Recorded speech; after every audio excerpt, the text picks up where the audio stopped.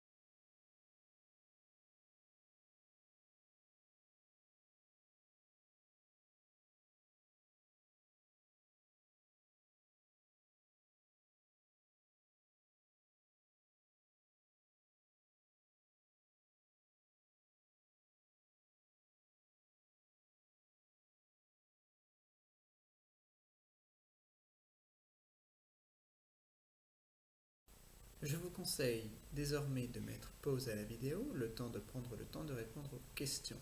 Le but est de répondre franchement et de mettre ensuite en corrélation avec les réponses que je vais vous apporter. Le but n'est pas de piéger, mais de consolider vos acquis.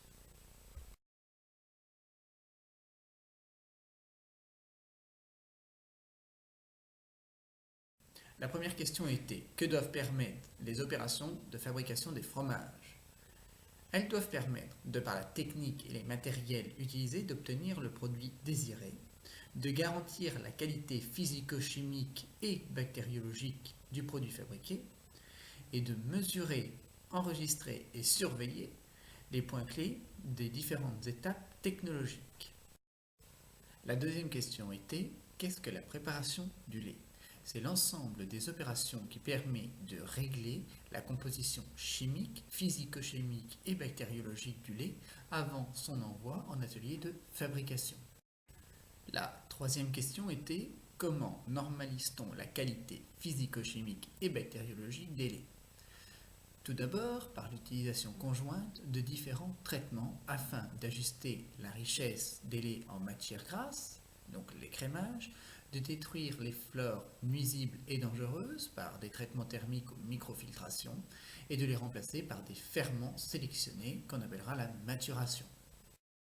La question suivante était: comment améliorer et corriger les aptitudes technologiques des laits? En effet, les différents traitements de stabilisation utilisés, stockage au froid prolongé, les traitements thermiques, ont pour effet de détériorer la fromageabilité des laits, ce qui va affecter la qualité du fromage et réduire la productivité de l'atelier.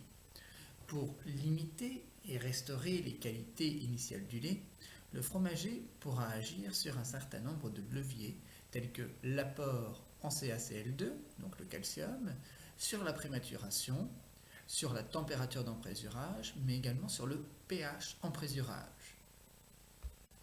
La prochaine question était: quels sont les objectifs visés par la conduite d'une maturation primaire? Tout d'abord, la diminution du potentiel redox, la conduite d'une fermentation lactique, production d'acide lactique, l'ajustement du pH emprésurage. Ensuite, le potentiel enzymatique, mais également la production de facteurs de croissance, les acides aminés, les peptides, activateurs pour le développement des flores. Le potentiel redox favorise l'acidification. La question d'après était: définir la maturation physique de la maturation biologique.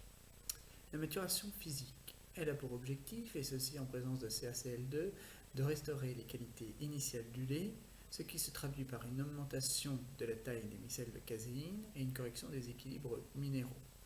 D'une durée de 8 heures minimum, elle sera réalisée en présence d'une faible quantité de CaCl2, inférieure à 10 g par litre.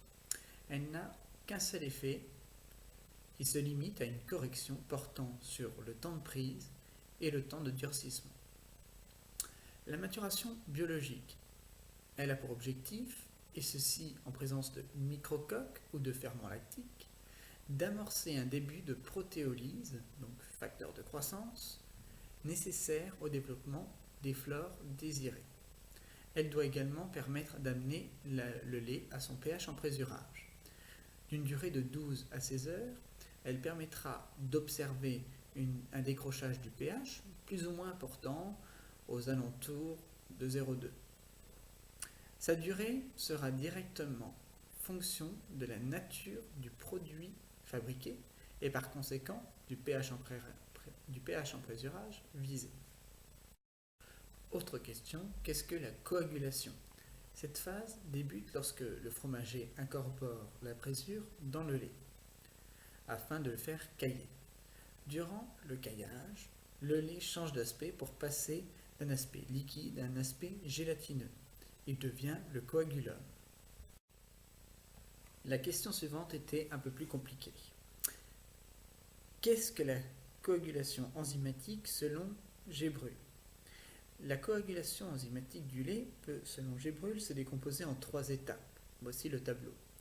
Par vitesse des réactions. La vitesse est fonction de la concentration en enzyme, de la température et du pH. Première étape, l'hydrolyse enzymatique de la casine kappa avec libération du CMP. Parallèlement, on observe une diminution des forces de répulsion électrostatique. Ce n'est que lorsque plus de 80 à 90% de la casine kappa est hydrolysée que démarre la seconde étape. Deuxième vitesse de réaction, la vitesse d'agrégation est proportionnelle à la concentration en caséine, protéine. Donc la deuxième étape, agrégation des micelles de caséine déstabilisées, phosphoparacazéine de calcium. La vitesse d'agrégation s'accroît au fur et à mesure que se poursuit l'hydrolyse de la caséine kappa. Troisième vitesse de réaction, la vitesse est dépendante de la mobilité du calcium entre la phase soluble et la phase colloïdale. Troisième étape, développement d'un réseau par réticulation et formation d'un gel. Les micelles déstabilisées agrégées sont alors soumises à une profonde réorganisation, mobilisant notamment la fraction phosphocalcique.